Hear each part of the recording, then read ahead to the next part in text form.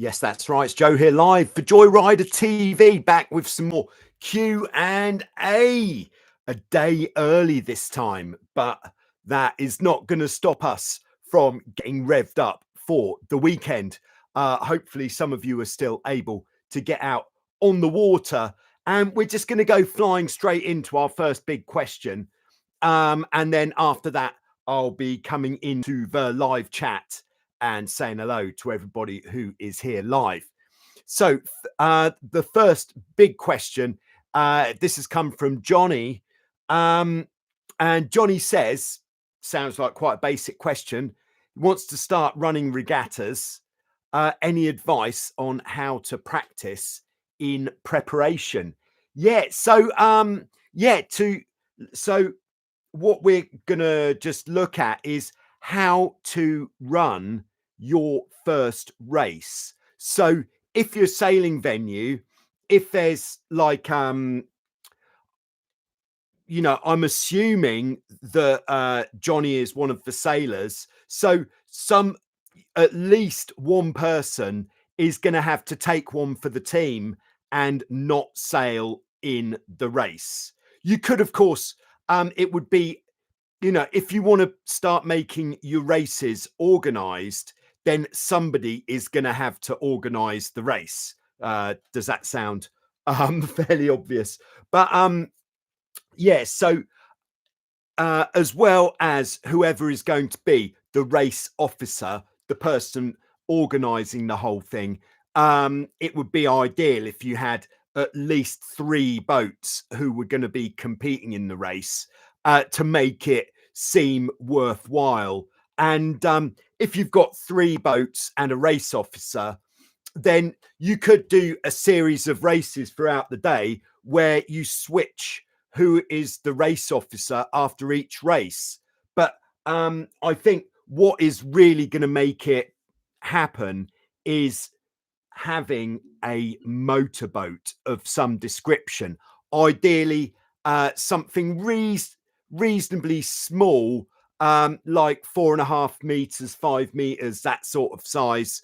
A rib is ideal, because then if you want to swap the race officer between races, then it's a lot more kind on the sailing boats to come alongside in a rib rather than in a fiberglass hulled boat where something could get damaged.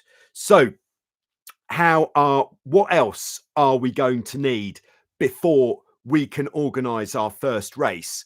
We are going to need some buoys, some buoys. Yeah. So and I would suggest the first time you're going to go for organizing your own race or races, to do it as simple as possible.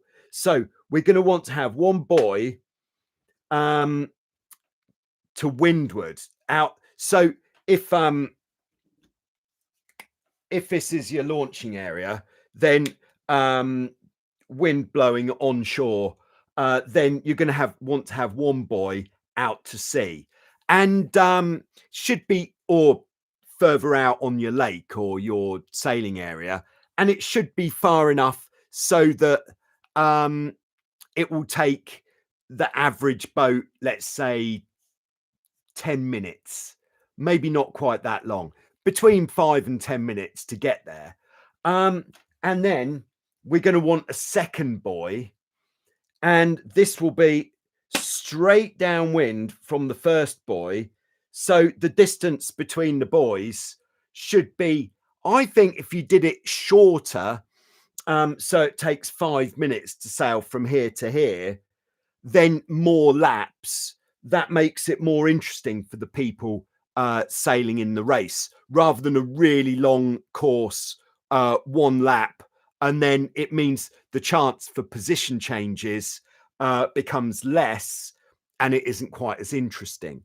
Either of these buoys, if you're really limited for materials, either of these buoys could be some sort of feature on your in your sailing area. Like there could be a prominent post that sticks out of the water, of course, a bit more of an issue if someone hits it. Or I wouldn't use anchored boats or shipping lane. Definitely don't use shipping lane markers, because going around a shipping lane marker, at some point you're going to be in the shipping lane and there might be ships, which would be quite dangerous. Or if there's a small island, you could say, right, the course is going to be that island, which is upwind of where we're starting. And then, so we've got our course in the most basic form, which is upwind, downwind. So with the buoys, you're also going to need some way of attaching the buoy to the seabed.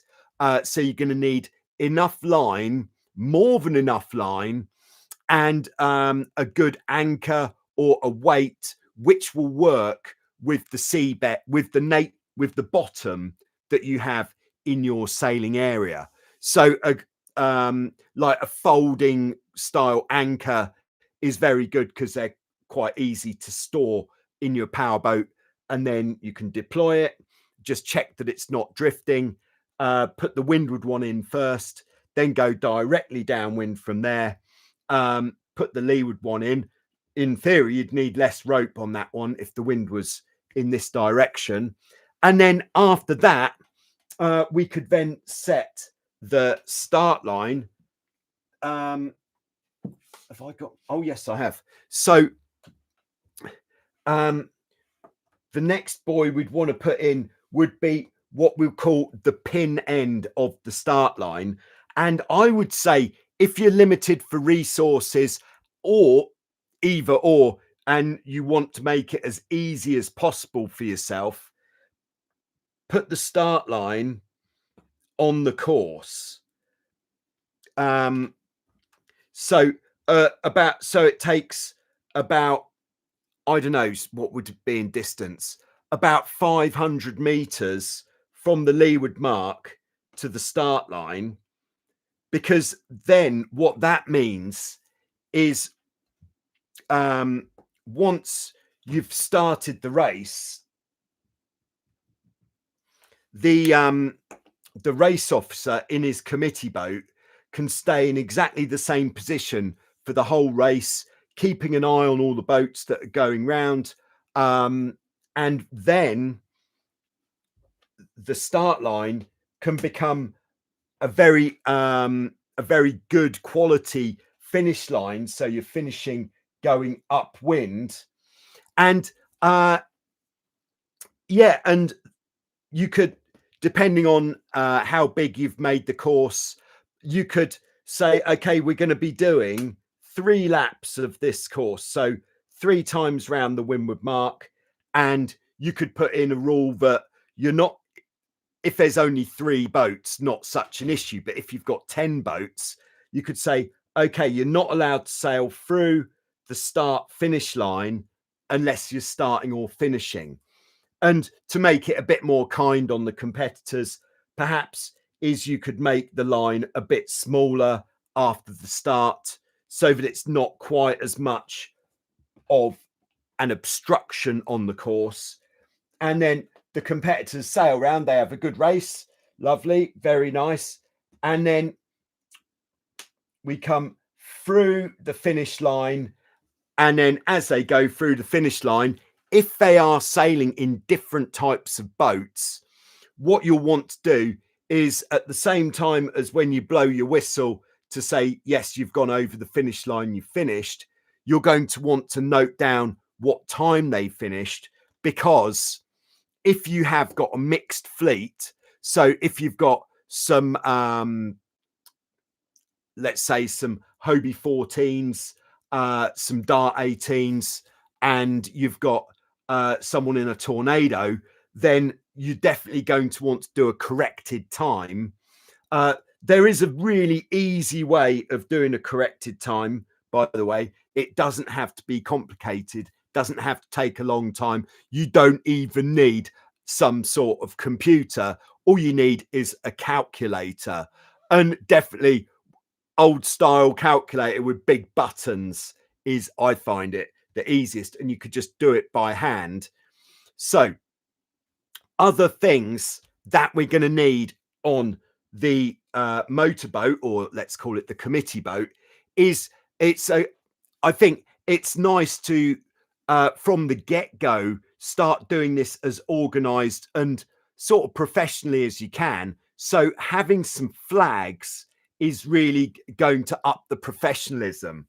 So what the I think you could do this with 3 flags. I think having a postponement flag, it doesn't have to be the actual postponement flag, you know, as it would be, is a pennant which is red and white stripes, much like a windsock. In fact, it could look like that from a distance, but you don't need to have that. And what the postponement flag is for is so that when boats sail out to the starting line, if the postponement flag is up, the competitors know that the actual starting sequence isn't going to commence until 1 minute after that postponement flag has been dropped, which gives them a bit of an idea of what's going on. Like if you've got a lot of boats out in your race course, what you want to try to avoid is people coming and sailing, like lots of boats coming and sailing close to the committee boat, saying, how long to the start? What's going on? Where's the windward mark? So if we backpedal from when we've got the boats out on the start line, before we have everyone go out, we need to, a good idea is to start a WhatsApp group for everybody who is likely to be taking part in your races. And then in the WhatsApp group, you say, forecast is good for tomorrow. We're going to be racing. First start time is 11 o'clock. We'll be having a briefing on land at, let's say, 10 o'clock. And then at the briefing, you can then inform the competitors of exactly what is going to be going on. So, and the more often you do it, the more you'll know what the common questions are that you get on the water, which means, okay, next time we'll talk about that in the briefing. But so first thing to talk about in the briefing, we're kind of jumping around a little bit here, apologies for this, would be the starting sequence. Or even before that, it would be the big picture. And the big picture is what the intention is of the whole session. So you could say, all right, the wind's really good. We're going to go out and we're going to aim to do 4 races, and each race will start as soon as the last boat, or the starting sequence will start after the last boat has finished the previous race. So if you've finished a race, don't go sailing off, stay near to the finishing area, of course, staying out of the way of boats that are still racing, and we'll get the next race going as soon as possible after that. So keeping the boats together and not letting people escape, as it were. And then after you've outlined the big picture, I think it's always nice if it's like not super, if it's not like a national event or even a club event, it's nice just to let people know, all right, this is serious racing, but it's for fun. And what we want to avoid is any collisions. So avoiding a collision is more important than you nudging ahead of another boat. And the 2 ways of avoiding collisions we'll be talking about this next week at Hilton Head is spatial awareness and thinking ahead. Yes, spatial awareness, always knowing what is around you on the water, thinking ahead, making a plan early rather than leaving it to the last minute to avoid a collision. And then after that, we could then go into our starting sequence. And I would suggest, if it's a small, fairly casual regatta that you're running, I wouldn't put the starting sequence too long. If there's fewer than 10 boats, I would set the starting sequence at 3 minutes. So you could say, when you go out to the starting area, if you see the postponement flag is up, it means for some reason we're not going to be starting the sequence immediately. We're going to be waiting until we drop that flag. Then when that flag comes down, 1 minute after that, then we start the sequence. And so you could have a flag on a stick, like a coloured flag on a stick, and you say, when this coloured flag goes up, it'll be accompanied by a sound signal, or even, to be kind, 3 blasts on a whistle. So if someone wasn't paying attention, they're going to know that it means 3 minutes. And then you could be really kind, and on 2 minutes do 2 blasts on the whistle, dropping the first flag, and the same on 1 minute. And then you're trying to avoid having the boats start prematurely, because that's going to be a pain while you're just getting into it. So you could be the kindest race officer, and if it looks like someone's going to be early, you could just shout at them, Dave, looks like you're going to be early on the start. You might want to ease off a little bit. Or if everybody looks like they're going to be late, you could say, come on, you guys, what are you doing? The start is coming. Yeah, so there we go. The other thing that you might want to introduce in your briefing, if the wind isn't perhaps too consistent, is what would be the procedure if you want to shorten the course. So if the wind is really unpredictable, it's a good idea to set a shorter course, more laps, but with the option to shorten the course to fewer laps if you feel that there's not enough wind for the race to be finished in a decent time. Like I would say, your sort of aim time for a race would be about 35 minutes, I think, if it's a small fleet, to keep it interesting. So you could say, if we decide to shorten the course, if you've got one motorboat and he is staying on station here, you could say, okay, I'll be I'll be blowing my whistle from the motorboat. I'll put a flag up, which means shorten course, and then the competitors will know, all right, when I've heard that, I'm going to finish that lap and go through the finish, that sort of thing. Yeah, so that would be the early stage of regatta organization. Keep it really simple. And what else did I write down here? Yeah, you're going to want a sound signal, like a whistle is good, a stopwatch or a timer if you are sailing with different types of boats, so you can do some corrected times. And yeah, and a clipboard and a sheet of paper, or a form that maybe you've made in Excel or something to record the results. That's very nice. Or you could record the results on your phone, but I'm still a bit traditional. I like it on a bit of paper. And then just the final thing on this before we move on is if you are doing corrected times, over the years from running races at Wildwind Sailing Holidays, we've actually developed our own handicap system here, which is based on the quite old Portsmouth yardstick system, which I think is probably getting on for 30 years old since it stopped being like this. So, for example, a Tornado has the yardstick of 74.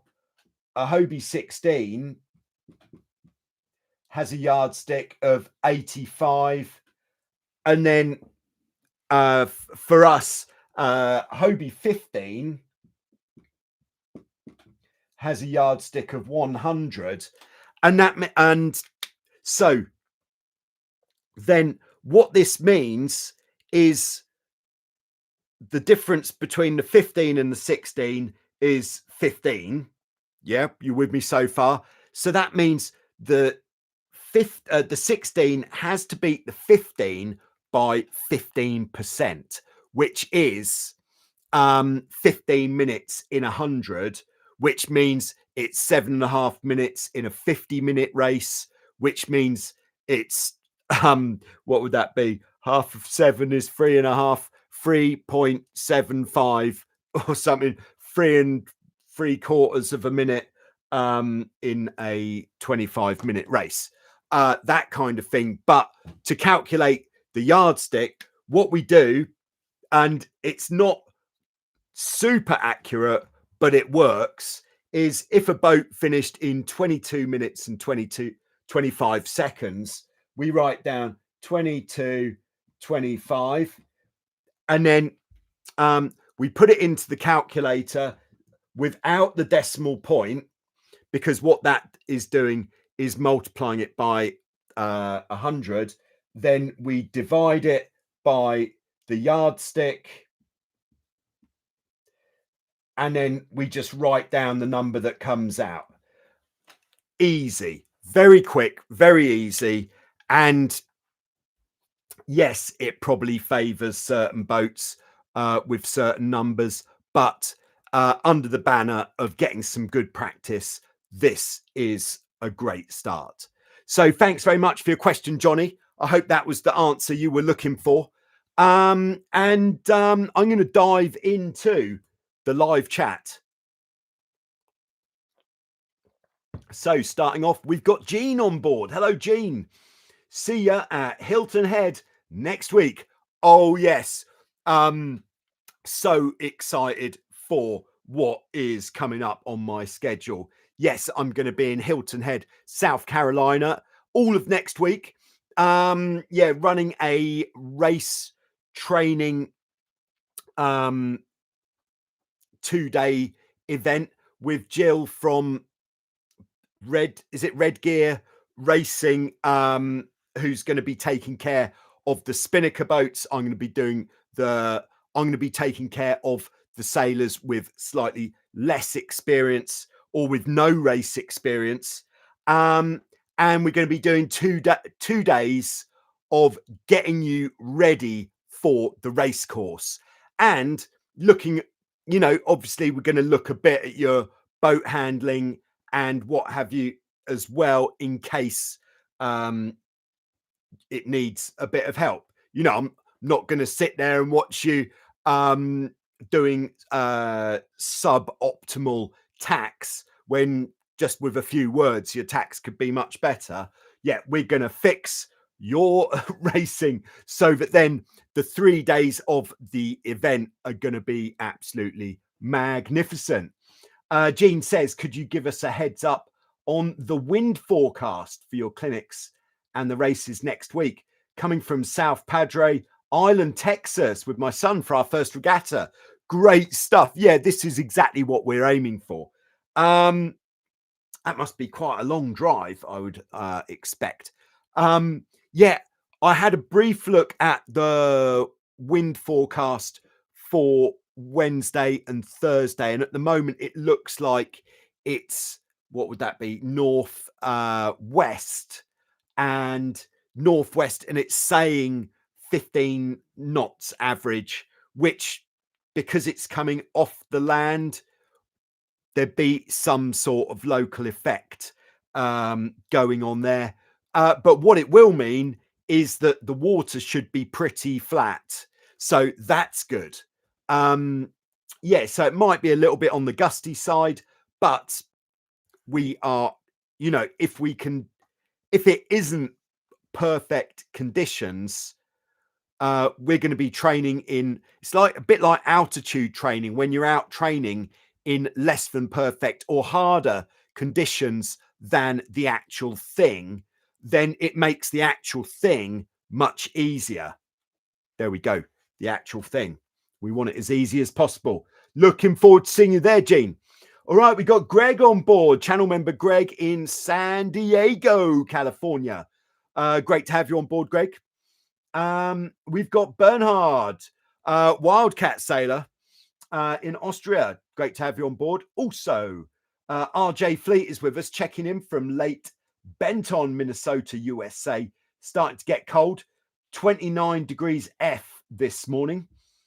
Don't know what that means in European money. 29 F.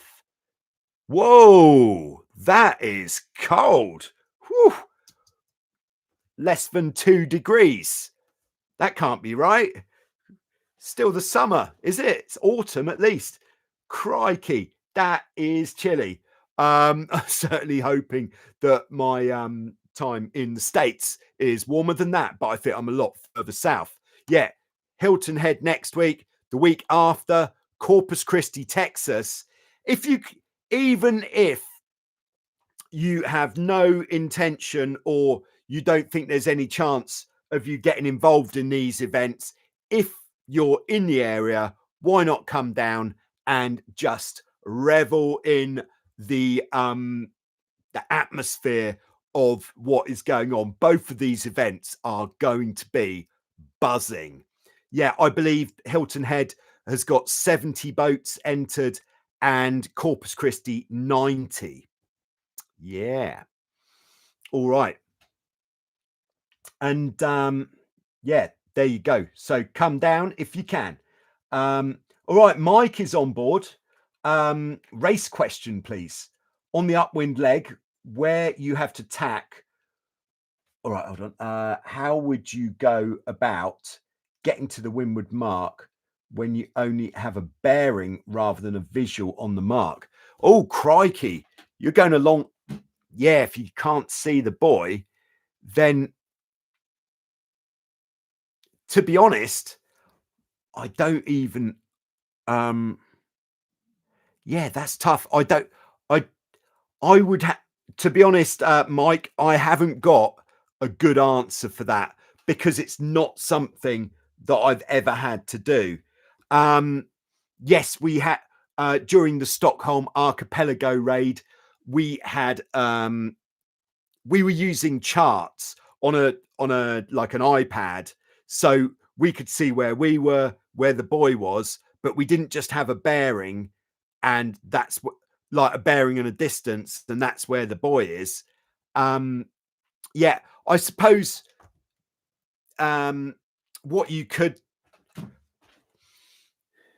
Sorry, I'm sort of fumbling around in the dark for an answer here a little bit, but first thing is you're going to need a compass. Without the compass, the bearing is useless. But if you've got your start line and it says bearing to the first buoy is 186 or something, then you look at your compass, you go, where's 186? Right, it's over there. So, and if it's open sea, then I'm really lost because you've got no visual reference of what that angle is. But if it's like, yeah, tough one, really. I would tack more frequently until I could see it. Yeah, sorry about that, Mike. I haven't got a decent answer for you there, but I will talk to some of my yacht racing people, or if there's any yacht racing people in the live chat or later on in the comment section, how would you go about judging where to tack if you have only been given a compass bearing and a distance for how far, where the windward buoy is, without being able to refer to a chart or being able to pull your phone out, have a look on a map? All right, but thanks for your question, Mike. All right, we've got Kevin on board in Illinois. Took the 14 turbo out for the first time in a long time. Had forgotten how twitchy it is. Is that your experience as well? Yeah, definitely. Because it's such a smaller, lighter boat with so much more to it. So much less to it. It definitely makes it a lot twitchier than the bigger boats. So yeah, you're going to find that on the smaller boat. And by the way, one of news just in, one of the projects that I am looking to be working at over the winter is to develop a new boat. Yeah. And it's going to be small, and it's going to be very fast, very light, very small, very fast. And yeah, so we're just in the early stages of this project at the moment, but I am very excited for this because I can't wait to have a go on what I've got in my mind out on the water. Gonna make it so it's really quick in light winds, really quick and fun in strong winds, and perhaps without the intention being for it to be a race boat, although if you get 10 of them, then there's a race. So we will see. There we go. It's going to be twitchy though, I'll warn you now. Channel member Jochen is on board. Hello and welcome to the live chat. All right, Les, hi from Lake Tyler, Texas. Hope to see you in Corpus. Yes, I hope to see you there too. Jost is on board. I'm looking for a young secondhand F18. The choice is between a Nacra Evolution or the Exploder Scorpion. Do you have an advice? The only advice I could give you there is that I have experience now with the Nacra Evolution, and that is an absolutely magnificent boat. I absolutely love the Nacra Evolution, but I've never sailed the Scorpion Exploder. The Exploder from the Scorpion, I am pretty sure, is a slightly earlier design than the Evolution, which means the Evolution, pardon the pun, should have evolved a little bit more than the Exploder. So I would, having not sailed an Exploder, if Exploder would like to send one down for me to try out, or just found out that next year's Europeans are at Lake Como in exactly the same bit of water where I was racing this year, which is the same bit of water where we were sailing the Tornado Worlds in whatever year that would have been, a couple of years ago. Then if Exploder would like to give me an F18 to go and do that event, I would gladly try the Exploder. But yeah, so I'd say all I could say is you can't go wrong with an Nacra Evolution as long as it's been looked after. There we go. All right, Jochen said, I saw you play the main sheet even with the kite up on Lake Como. Does it work the same telltale dependent way as an upwind course? Exactly, yeah. Because like the big part of playing the main sheet with the spinnaker up is if you as you start to build up more speed and you're going faster, you're lifting the hull, then we're sheeting in until it's completely tight, and you have it completely tight as soon as you're sailing constantly with the hull in the air, especially if you've got the crew out on the trapeze. And then if you sail into a hole, into an area of less wind, then what could happen is there'd be less pressure in the mainsail, meaning it will kind of automatically sheet in a bit more because there's less pressure pushing it open. So to avoid being oversheeted, as you sail into the hole, just easing a bit of main sheet. And then as you get going again, more speed, like maybe you head up to get more speed on, then sheeting in a bit more. But really just playing like a foot of main sheet just to keep it in the sweet spot, with the objective being let's not be oversheeted at any time. So that is the bottom line with that, I would say. And yeah, and when you're jibing, easing a bit of main sheet as you go through the jibe, which is just going to allow the mast to rotate. Because if you've got the main sheet pinned in, main sheet pulling down, which is pushing the boom forwards, which is the locking the mast in position. All right. We've got Cowboy Vids on board. Yeah, this is the sort of comment I like. Hi, Joe. Legend you are. Yes, you can come again.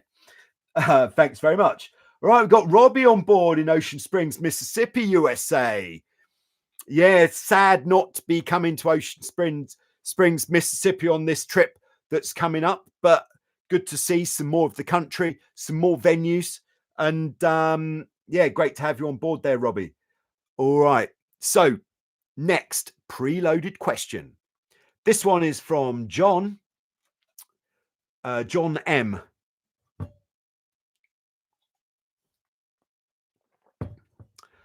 John M says, what rivet size have you been using?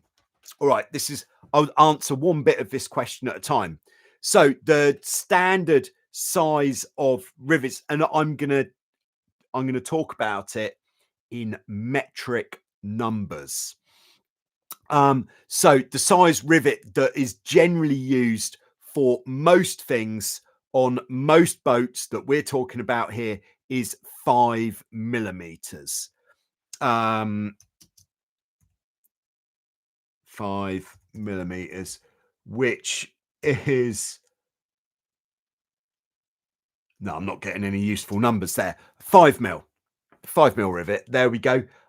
Should rivet material be considered or advised to minimize risk of mast corrosion? All right, very good. Good question. What material should the rivets be made from? If the rivet is holding something that is like has load on it, so for example, like we've been talking about quite a lot. In fact, the last 3 videos have all been about using the spinnaker on the 16. There's the mast, and we're putting a fitting on the mast up there. There's the hounds where the rigging attaches. And this fitting is going to be under a decent amount of load, which means that the rivets you use should be inox or stainless steel of a very high quality. Yeah, but yes, the stainless steel reacts with the aluminium of the mast, which can cause some sort of corrosion, which means you need to use a barrier paste between the 2 different types of metal to stop that kind of, it's kind of like a corrosion or an erosion to stop that from going on. So use some barrier paste. There we go. Any additional advice on ensuring a good seal on the mast? Yeah, 2 things we can do. One is to use some silicone sealant, like some Sikaflex or something. And the other thing, which is what Hobie do at the factory, is they use some caps. I don't know what the caps are actually called, but it's basically like, this is a 3D drawing. You get the idea. So I hope you get the idea. So this is a hollow tube, but it's sealed. Like that end of the tube is sealed. So you make the hole in that you're going to put the rivet into big enough to take this part. I think they're calling them top hats. You put this in, and then you put the fitting on top. So if we're putting a, what do we call it? A strap eye.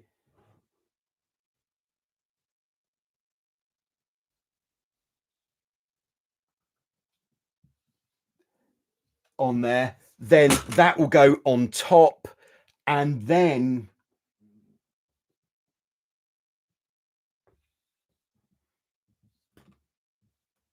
the rivet will go through here and into here, and that way it's got the best seal possible, having these top hats when we're putting the fitting on the mast. So there you go, John. I hope that helps. And I'd just like to give a big shout out to Boris in the live chat, who has got the ball rolling in keeping the Q&A ad free. Yes, what Boris has done is he's put in was kind of like a tip. It's what's called a super sticker or a super chat, which there's just an icon next to the chat window, and if you click on that, it said, do you want to chip in a little bit to help keep the Q&A ad free?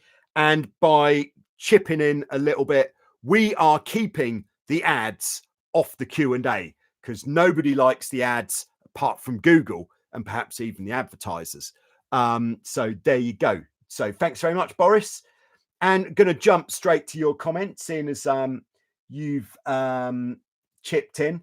If you have a chance, please could you go over the weight to shrouds hole, mast rake relation, and also if they stay the same no matter the wind strength and waves. All right, yeah, thanks, Boris. What could you just add what type of boat? Otherwise, I will assume it's a Hobie 16. If you could just pop that in. While you're popping that in, I'm just going to show everyone what I've made today. Going on an adventure, I've made a new camera hat. Yes, camera mount on the hat. I'm really pleased with it, actually, because the old camera hat that I had was falling apart. So the camera will go on here. Isn't that nice? And with this style of bracket, rather than the slidey one, it's meant I've been able to put this further back, which is going to put less weight on the peak, making it much more comfortable.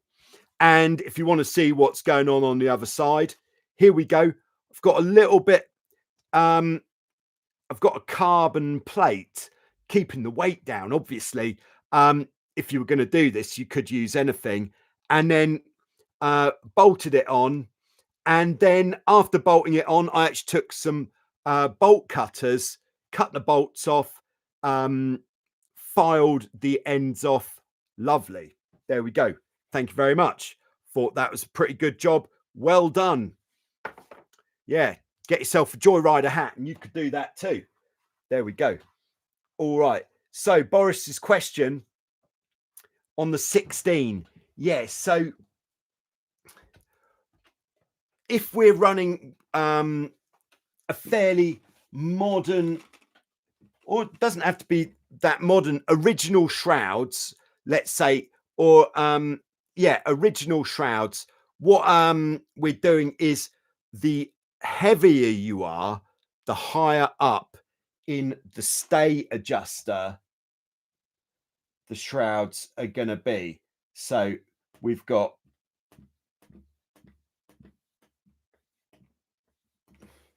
a number of holes in the stay adjuster. And so if you are, I would say, running a combined crew weight of over 140 kilograms, then I would certainly be looking to go into what I would call the fourth hole. So 140 plus. Okay, if you are under 140, but perhaps over 120, then into the next one. So 130 to 120, and then the next one for 120 minus. Yeah, so that is how I would run it as in accordance to your crew weight. But then what we can do is when the wind is getting really strong and we're wanting to move the mast backwards more, two ways of doing it. And it seems back in the day, people used to talk about there being a European method of doing it and a South African method of doing it. Sorry if you're from anywhere else, but yeah, the European method of doing it was just to loosen off the jib halyard and make the mast super loose, super floppy. So and the way that I would determine how much to let off is if you're sailing upwind, double trapezing, and it feels like every time you try to get a boat going upwind, it really wants to lift the hull, but it just feels like the rudders don't are feeling really heavy and the boat doesn't want to go fast. Then if that is what you're feeling, then I would loosen the rig off just about that much jib halyard, and you'll feel a massive difference when you loosen the rig off a bit if she's not feeling like she wants to give on the upwind. All right, Boris has just added nice with the camera. Yeah, I'm using the fourth hole and weigh about 180 kilos combined, about 90 each. Yeah, fourth hole is good. I wouldn't go any higher up than the fourth hole because then what you're going to find if you go too far up with the rig is it gets very difficult to to get the boat feeling nice at all going upwind when you're double trapezing. And if you loosen the rig off enough to get it feeling nice, then you're going to have it really, extremely loose. The other way, that this South African way of doing it, is when the wind is stronger, then we're moving the shroud plate down so that the mast still has a similar amount of tension, but we've brought it back more. Which is the better way? I know that just loosening off the rig tension is certainly the quicker, easier way. But yeah, I would just focus between here and here. I think that is the sweet spot between 4 and 3, especially for heavier sailors. Like I've started putting mine in the third hole just because I like the way it feels. Yeah, there we go.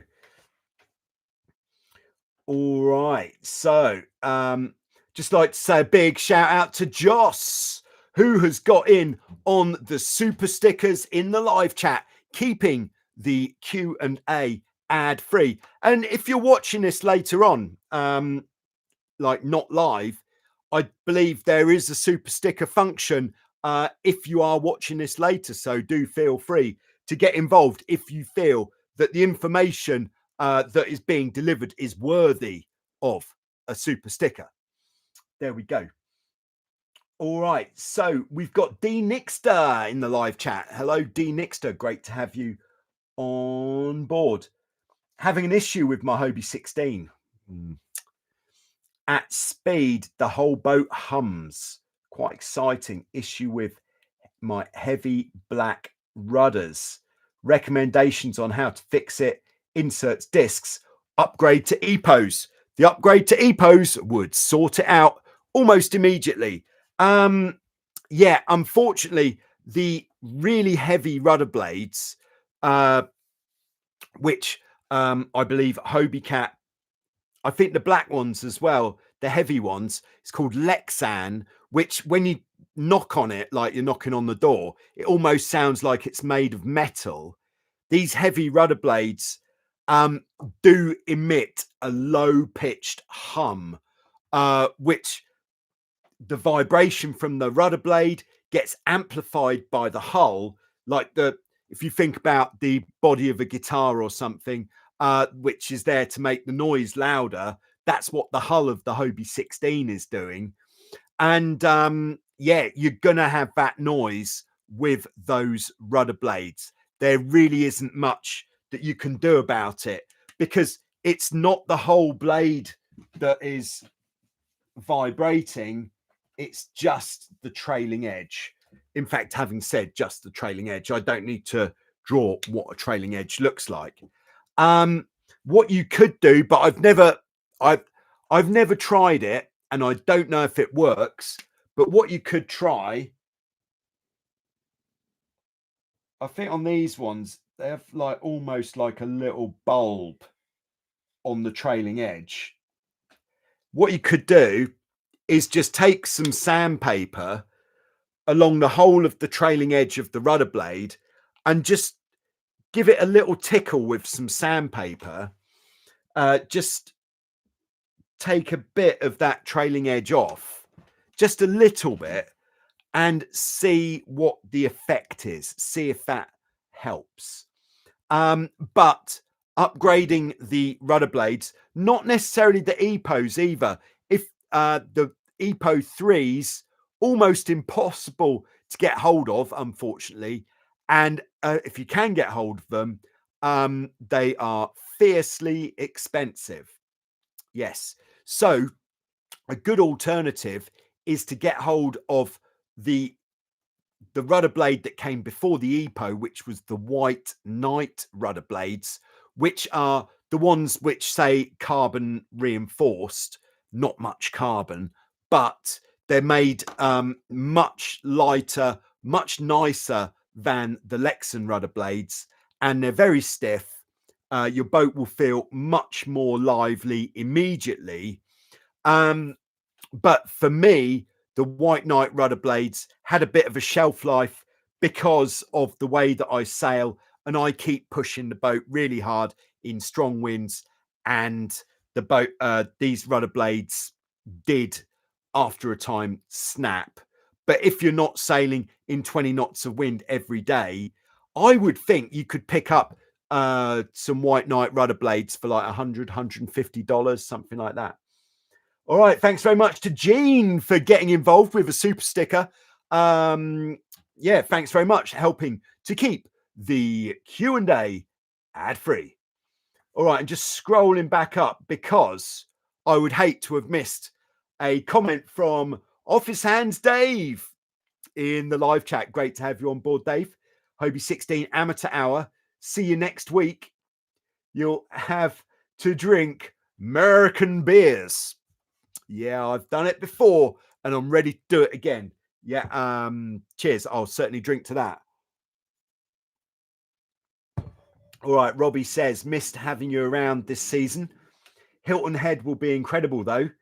Dad and I tend to go, but I couldn't take the time off work. Intended to go. Yeah. Yeah, next time. And, you know, if anybody, this is the first announcement. At the moment, my calendar for next year is pretty open. So if you want me to make a special guest appearance at your regatta, then do get in touch, because once somebody has got in there with a good offer, then that means that I'm done for that period. But if I'm going to be coming to the USA, I need to have at least 2 regattas without too much of a gap in between them to make it worthwhile to go on a journey of that magnitude. So there we go.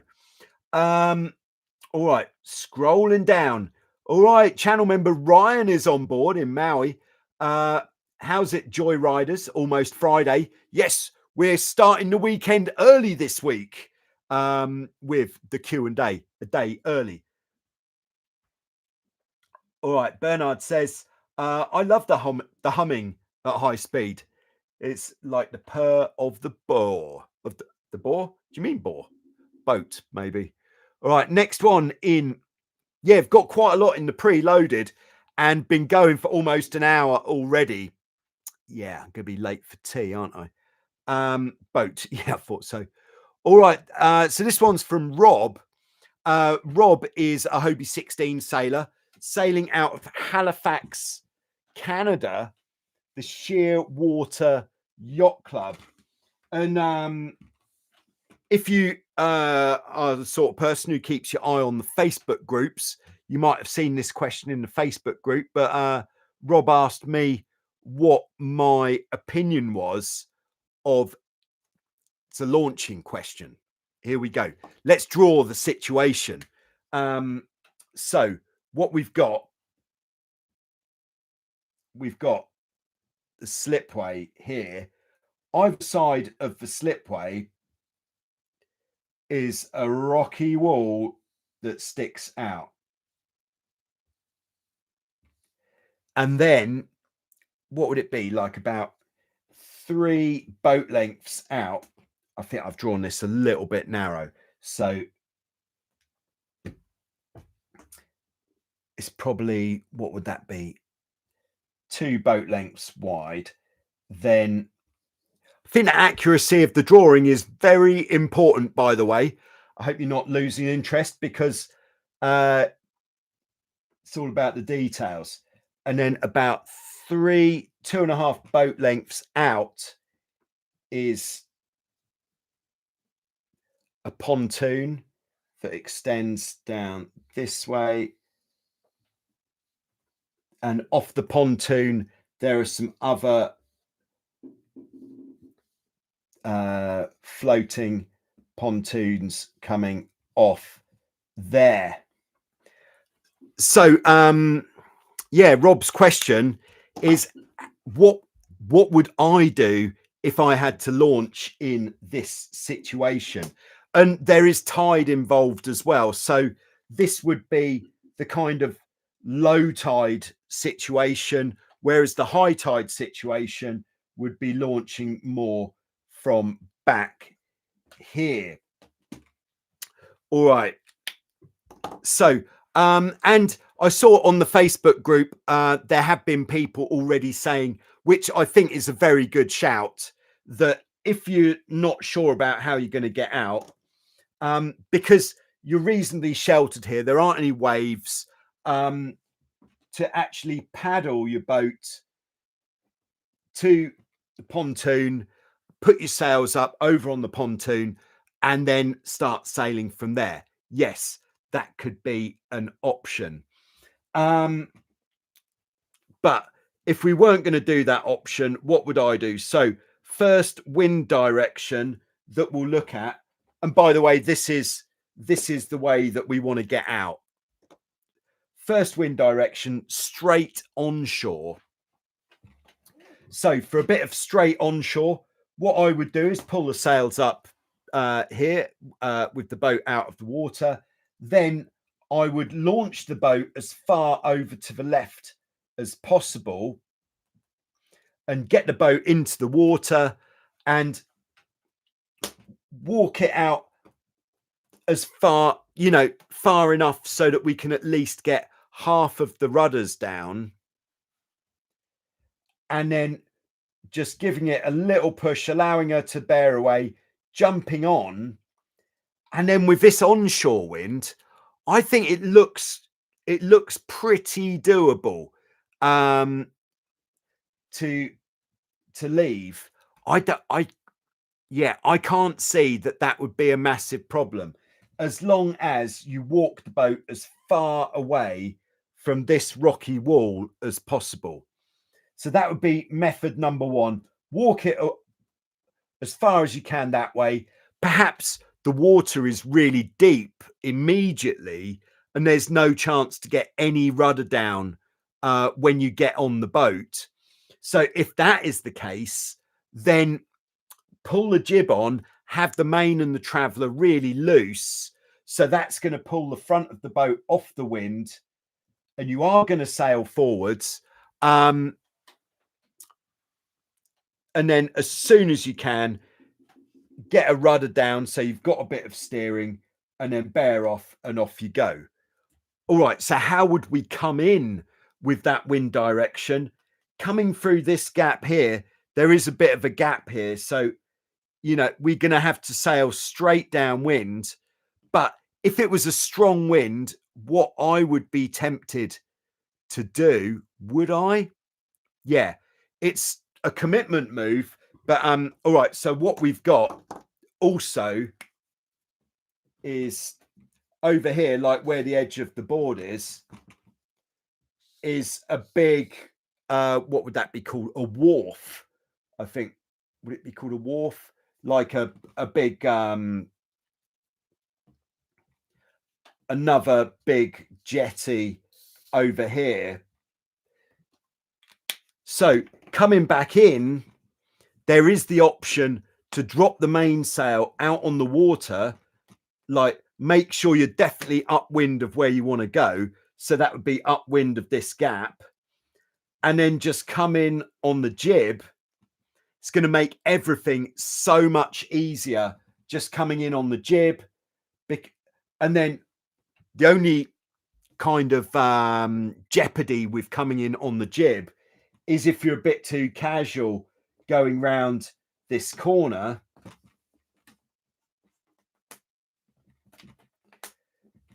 because you might find that you can't get back upwind. So if you're coming in just on the jib, you want to be coming as close as you can to this corner. And as soon as you've gone past that corner, head up reasonably high, so that then you can come straight downwind onto the slipway. And then all you need to do to stop the boat is let the jib out. Easy. So wind direction number 1, done. Wind direction number 2, offshore. Okay, this is probably going to be a little bit more emotional. Let's see what we would do if we were going to have the sails up. Let's intend to have the sails up, because we can always paddle the boat over to this floating pontoon. So we've got the sails up, and then we're going to push the boat into the water. Rudders up, I would think. And then if it is really deep straight away, we could actually put the rudders down now. And if there's 2 of you, then the helmsman can get onto the boat, rudders down, crew can just jump onto the bow, and you're just going to sail the boat backwards. If you've watched many of the videos on Joyrider TV in the strong wind, a lot of the times when I'm leaving the moorings, I start off by sailing backwards, and it is a really valuable skill. So I would say this to everyone: if you haven't practiced sailing backwards, get into some space. You know, maybe this isn't the right place to be practicing sailing backwards the first time, because space might be a little bit limited. But if you are, you know, go and practice out here. But what you can do, get your rudders down, steer backwards. So we're putting the rudders over this way, turn that way. And once you've got, you know, don't steer until you feel there's enough space to go forwards, because then when you're going forwards, you're going to have to bear away and then bearing away through the gap. Coming the other way you could do it, if it isn't deep straight away, is for both helm and crew, or if you're single-handed, just for the helm, to sit on one bow with the rudders up, sail backwards, and then once you're away from the slipway, looking at the picture, you're not going to have too much time. So almost immediately jumping onto the boat, rudder down, and you're going to put the rudder across this way, which is going to bring you around this way, and then you can go forwards. The other way, which would be more applicable in a lighter wind, would be to push the boat back as much as possible, and then sails completely loose, push the boat round as much as you can, and it's going to want to start sailing off. So then jump in, jump on. There we go. Coming back in with the offshore wind, much easier, because you're going to have to tack through here and just try to judge this tack. So it means you're going to clear these pontoons. Otherwise, you're going to have to put in some short tacks, as well as practicing backwards. Practice the static 3-point turn. We've been over this. There's a video on Joyrider TV about the static 3-point turn. And as I can't remember who it was who said it, it is the most useful skill that there is. Oh, it was Tim, I think, or it might, yeah, it was Tim who is coming to Hilton Head. There we are. Yeah, so you're coming in here on an upwind point of sail, and then to stop the boat, all you need to do is turn up. Easy to stop with the offshore wind. So if the wind is coming from this way, what would we do? All right, so we'd have the boat in the water pointing this way. So we just push it away slightly, and we'd have to go straight in to 2 tacks. There we go. Coming back in with it this way. Yeah, that is going to be, I'd say this is going to be the most tricky of all of them, to come in this way, because you're going to have to take the boat almost straight downwind, going through here, and then keeping the boat as close to these pontoons as possible, almost dead downwind. You're then going to have to turn up into the wind and stop the boat next to the slipway. So with the wind in this direction, if it's strong, if it's not strong, it's not going to be such an issue.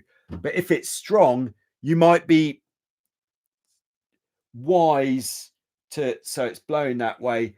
When you're over here, you might be wise to drop the mainsail, come in just on the jib, and when you're coming in, keep it as high as possible here, because if you allow yourself to get here, then yeah, you could just climb onto the jetty and hold the boat. But ideally, keep it here, bear away just with the jib, and then you can just like that. Wind in the other direction, the last one, and then we'll move on. Yeah, so we'd have the boat like this. Yeah, quite a big maneuver to go through there, isn't it? So what would we do? It would have to be a kind of pretty full commitment maneuver, perhaps starting fairly far back. God, yeah, that's going to be a tough one. But if it's windy, then this is going to be the one which is the troublemaker, this wind direction, because you're going to have to get on the boat, really have the main and the traveller completely dumped, and then you're going to have to get through this turn, and that is going to be the challenge. So yeah, I would be, yeah. So Rob, when you if you're in the live chat, say hello. If you're not in the live chat and you're watching this later, put it in the comments. Do you ever get the wind blowing from this direction? And if you do, what is your current strategy for dealing with that? Like perhaps what that really is the wise choice, to go out just with the jib, take the boat down here, and don't miss the jetty. Yeah, or to sail out a bit. Yeah, what I might be inclined to do if it was windy, again, having practiced sailing backwards, is sail out from here, turn the boat into the wind, and then back her up. You know, I think what would be really great would be if all of the regular viewers of Joyrider TV really worked on their backward sailing, because it is such a great technique. And it's kind of like, if you want to look cool on the boat, what is cooler on the boat than looking like you're an absolute master of the boat? How do you look like you're an absolute master of the boat? By being really good at sailing backwards. There we go. I've said it. I've said it. But there we go, Rob. Thanks very much for your question. All right, I've actually got three more in the preloaded. So just going to answer the last question in the live chat. And then I have to say no more questions in the live chat, please, because otherwise I'm going to be really late for dinner. All right, RJ Fleet says, my Hobie 16 starts humming at about 10 knots. Kind of an auditory indicator of speed. Yes, definitely. I would agree. Boris says, another question I had, are aftermarket sails, like the whirlwind sails, which I use, are they legal to race with in a regatta? It really depends on the regatta. So if you definitely not, if you wanted to do, like, for example, the US national championships for the Hobie 16, you would have to be sailing with original Hobie Cat sails from the factory. If you were sailing in a smaller event, like a non-national competition or not a regional competition organized by the Hobie Cat Class Association, so perhaps the Hilton Head event would be a good example. Do you have to use original Hobie sails? You just have to check when the event gets announced. You look on the website for the event where they have the rules of the event, and it will say if you need to use all original equipment. There we go. Robert is on board. You're very welcome, Rob. I hope that was helpful in some way. All right, next one is raffle winner David in Kiel. David sails an FX1. Nice choice. And he's been to Wildwind before. And on the FX1s at Wildwind, we're using this Nautix, which is the brand, of rubber grip on the deck of the boat, which is really nice. I think when it's new, okay, there's a clue there. When it's new, this deck grip is so nice.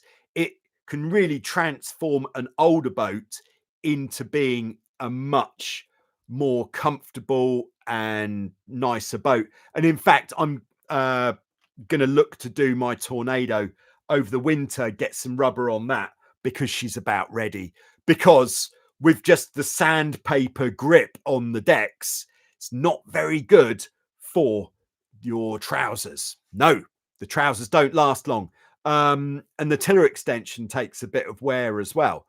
So David's questions: has the Nautix product proven to be reliable and long lasting? Okay, short answer, no. No, it's a little bit soft. Like, potentially it could last for a long time, but I think in the Wildwind Sailing Holidays is one of the toughest testing environments in the world for catamarans and catamaran equipment. And after 2 seasons at Wildwind, the Nautix pad rubber starts looking a bit tatty. Yeah, it rips sometimes, and it's not the perfect solution for us here because the rubber is just a little bit too soft. There you go. Any new tips or lessons learned since the original installation?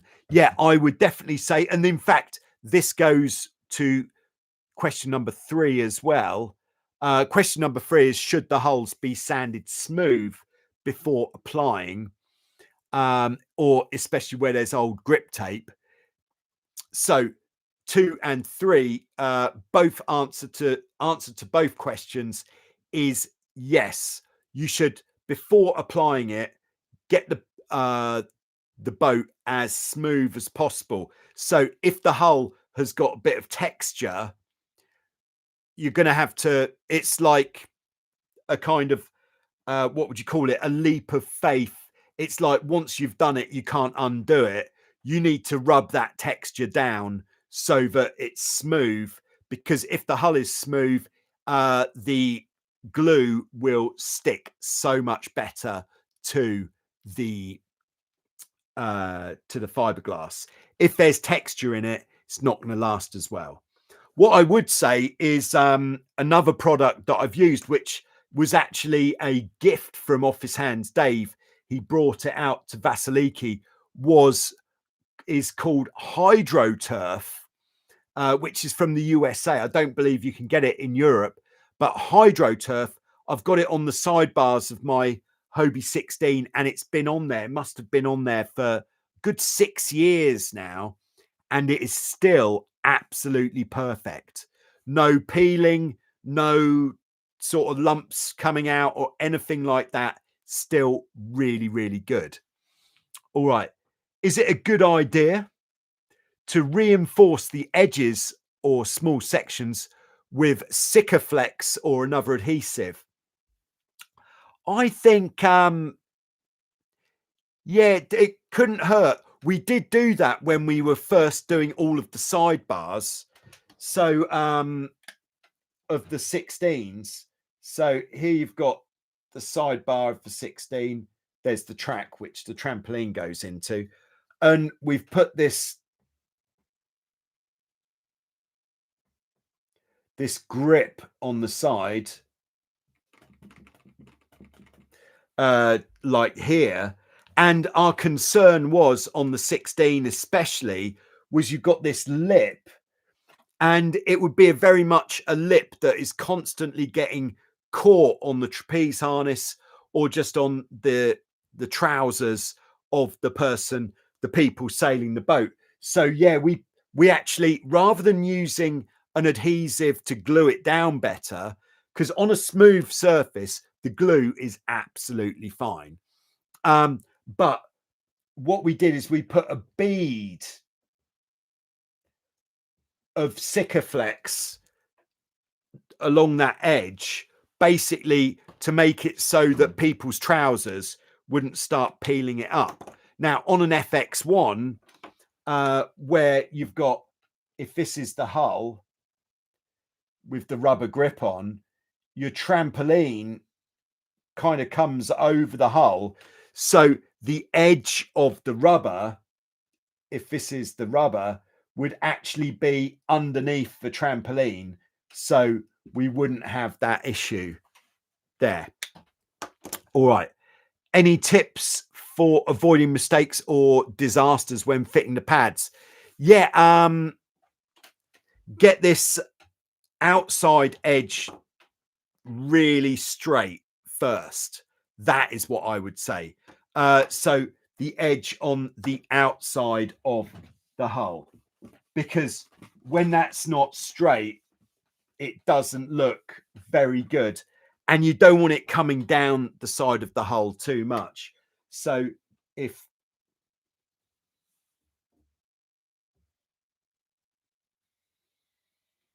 here's our FX1, as I'm sure you can imagine. So, and this is the edge of the grip.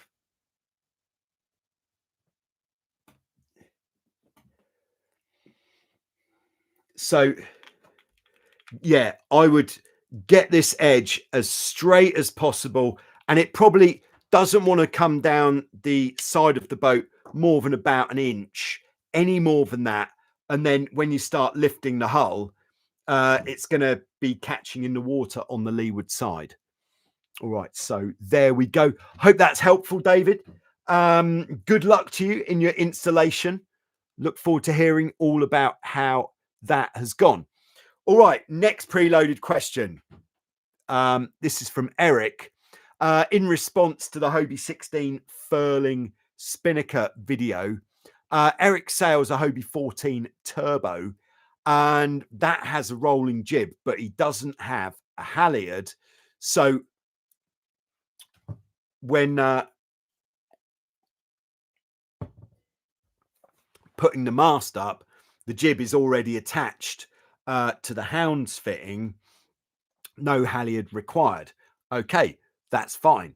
Of course, you need to make sure that the mast rake is absolutely correct with no adjustment, not having a halyard, the mast rate really has to be just right. But the actual question is, do you need a halyard for your spinnaker? No halyard would make it less complicated with fewer lines to get in the way. You could leave the tack or furler detached until after the mast is raised. Yeah, it's a commitment, because why? I think if you're going to be putting your mast up and down every time, yeah, I think you wouldn't get the right amount of tension in the luff of the spinnaker if you didn't have a halyard, because the luff of the spinnaker on a rolling spinnaker really needs to be pretty tight. So I would say you definitely need to have a halyard. All it is, you know, there's a few things going on, but compared to not having a halyard, it's not that much more complicated. Like, I suppose with no halyard, you would just attach the swivel directly to a fitting on the mast, but then you'd still need, the thing is, for the mast rotation, you still need to have this rope that goes around the mast. So you have to have a rope running around the mast, and you've got the pulley anchored up here, through here, and then there's your block. So you could, in theory, put the swivel directly onto this line that runs around here, but it would be not a particularly good satisfactory end result. So yes, you definitely need the halyard. Short answer, you need the halyard, definitely. All right, there you go, Eric. Thanks very much for your question. And the last question is from Tim, who is coming to Hilton Head. Tim from Falls Lake, can't remember, North Carolina, I believe. Okay, so this comes back to the topic of angle to sail when going upwind. So we've been talking about the jib telltales quite a lot when sailing upwind, and that you can have your when the wind is getting stronger, you can have your inside telltale lifted pretty much to vertical when you're sailing upwind. But what Tim is saying is that sometimes if he's doing that, he feels that the boat is completely stalling or pretty much about to go into irons if he allows that inside telltale to lift that much. So how do I know that I am too close? That is the main question. What is the optimal angle? The optimal angle is to sail as high as possible, but not going so high that you start to lose speed. So, like, of course, if you sail at this true 45 degrees, you're going to sail very fast. But if you come up a little bit, this is going to help you to deal with the power, especially if you are sailing solo or if you're in a lightweight team. You need to somehow deal with the power. And a great way of dealing with the power is to sail the boat closer to the wind like this. But if you do try sailing too close, then yes, you are in danger of stalling, and you can really feel it sometimes. You'll start feeling it first in the rudders. The rudders stop reacting. So if you try to bear away, the rudders won't let you bear away. And if you get to that stage where the rudders aren't letting you bear away, what you need to do is really dump a load of main sheet. If you're on the trapeze, just be on the trapeze almost in the water, and that is going to allow the boat to bear away from the wind. Otherwise, you might stall and if you're out on the trapeze and you're stalling, then you might actually end up getting you'll end up in the water off the back of the boat goes over backwards, capsize. Oops. Yeah, so we're trying to sail as close to the wind as possible, but not so much that we feel that we've started to really slow down and the rudders aren't working correctly anymore. But you know, how can we actually define what that is? I don't think we can. It is a feeling kind of thing.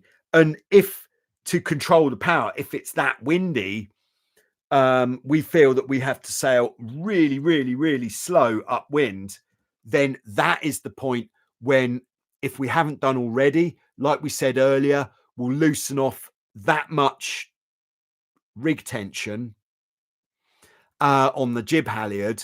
And if we've done that and we get into this stage where we feel like we're stalling going upwind, then that is when we should loosen that much traveller on the main and the same percentage of the range on the jib.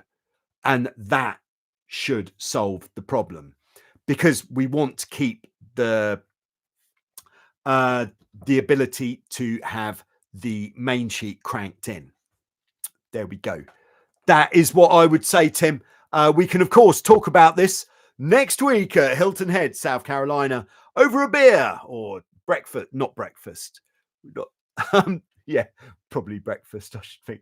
Yeah, all right. So there we go. All right, we've got Evan, who's just in the live chat. Hello, Evan. I've often wondered, this will be the last question, by the way, because I really have got to go.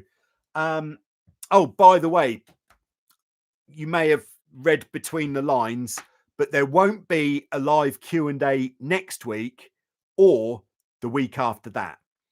What we'll have next week, it will actually be on Sunday, is if the internet allows, I'll be live streaming the prize giving from the Hilton Head Regatta on Sunday. And then on the following, I think it's the following Friday, when the Hobie Alta Cup will have been concluded, I will be live streaming the prize giving from that event on the Friday. I'll try to keep you informed on what sort of time that is likely to be, but I won't know until I know. But there will be a lot coming from these events. So if you don't yet follow Total Joyrider on Instagram, then Instagram and Facebook Total Joyrider will be having daily updates, as well as on the YouTube channel. I'll be filming the first race of every day, doing the edit and getting that uploaded, if the internet's good enough, on the day, so that you can really feel like what it's like to be there. And yeah, that's the action that's coming up. Very good. So Evan says, coming from being a monohull sailor most of my life, do catamarans actually start planing? They kind of feel like they go through the water quickly instead of climbing the bow wave. Yeah, yeah, catamarans are generally, their speed is displacement, not planing. There are a few bits of planing that goes on, but generally speaking, the catamaran is a displacement boat. But because it's got two hulls, I should really look up what the science is on this. Why having two hulls, apart from the obvious thing of the leverage that you have against the rig, why is it so much quicker? Probably because even though our top speed is governed by the length of the boat, the hull is much narrower, which means there's less resistance coming from this hull pushing through the water. There are some boats which plane, like the modern Formula 18s with a very flat bottom, and the Hobie 16, of course, planes, but not as we know it. I'm going to draw it though. I can't resist. Hobie 16, very flat outside of the hull, curved inside of the hull. And then where's the boat? Okay.